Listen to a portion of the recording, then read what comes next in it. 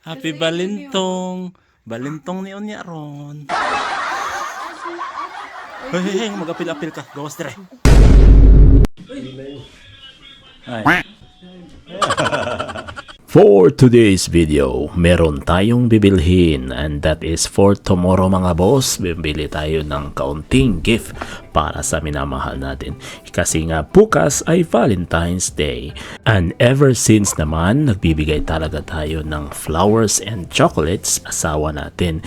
Hindi lang ito para lang for compliance para sa Valentine's Day, pero ito ay isang appreciation sa mga ginagawa ng asawa natin sa pang-araw-araw nating amon sa buhay mga boss. Kaya nga huwag niyong kalimutang i-appreciate yung asawa niyo. Alam ko naman na maraming nahihiya magbigay ng ganyan, pero ipapractice niyo yan mga boss kasi nga sobrang na-appreciate ng mga babae yan. And at least man lang mababawasan ang pagpuputak-putak nila sa inyo. Dito pala tayo sa Costco. Dito tayo bibili ng mga flowers mga boss. At saka before ka pumasok dyan, kailangan mong ipakita yung Costco card membership mo. Itong Costco mga bossing, ito ay kung sa Pinas parang SNR is a membership shopping na hindi ka makakapasok kung wala kang membership card. Kaya nandito pinapakita ko na yung membership card ko at tuloy-tuloy na lang tayo. Binilisan na natin papunta sa destination natin kasi nga matagal pa tayong pumili mga boss. There was a vase that we had. This one. Okay. Roses are red. Usually roses yung binibigay natin kay Commander, but for now iba na ang itatry natin itong bouquet. At tapat pa may nakikita tayong mga poging mga Bisaya dito sa Costco. Yung dali-dali na nga akong umalis at naghanap ako ng chocolate dito mga bossing, pero malas tayo, wala akong napiling chocolate dito na bagay sa flowers natin. Kaya nag-decide akong magbayad na lang muna, punta sa ibang store or sa Walmart para sa chocolate kasi alam kong may mga romantic na chocolate doon mga boss. At dito nagbayad na to sa self-checkout nilang boss, mabilis lang. At dito naman dumating na tayo sa Walmart mga bossing, kaya binilisan na natin dyan para makakuha ng magandang chocolate na ipapares natin sa magandang flowers natin.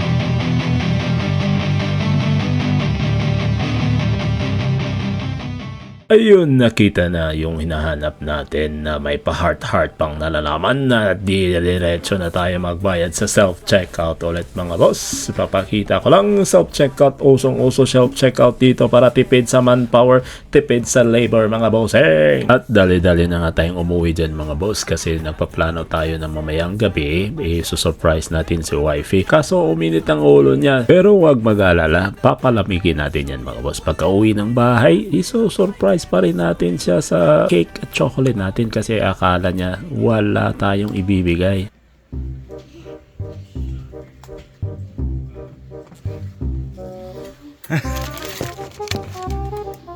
Happy Valentine's.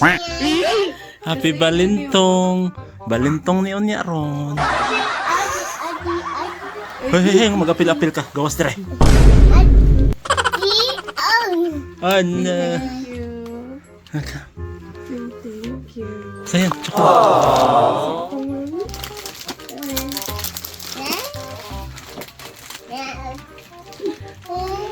Padra, sige tagtawag. Nagpuno man noon dito. Wow, kita paggawas di mo eh. Kaya ako Sige kore-kore. Gago. Paklaruan na. Ay, malintay.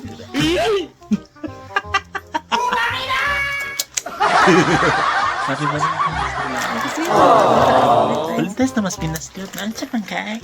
Ayun na nga, hindi tayo nakaligtas sa pagpuputak-putak pero at least light putak lang mga boss. At this time naman, the next day sa Valentine's Day talaga ay dinala natin si wifey. Isang may romantic date na parang nakikita ko lang dati sa mga movie. Parang mga Korean ang dating pero nagugutom na pala yan. Munta pala kami dito sa Uptown mga boss sa Billy Seafood. Try lang na po namin tong seafood. Ano sabi, maganda ng mga review ng seafoods na to eh. In fairness naman mga bossing, sabi naman ni Commander na 10 out of 10. Sobrang natuwa siya, nasarapan at sobrang nabusog. Ka pa naman hindi mabubusog nitong sobrang laking lobster. Meron ding taco na inorder si Mrs. Ito, ang laki ng lobster. Sobrang taba ng laman ng lobster na to mga boss. Ayan, sinubukan ko na naman itong si Mrs. kasi of course, sweetness overload tayo dito mga bossing. Dito na lang tayo magtatapos sa video na to mga boss. Hopefully natuwa kayo at natuto kayong maging sweet sa Valentine's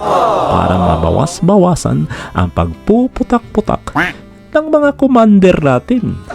Diba? Salamat! Paalam!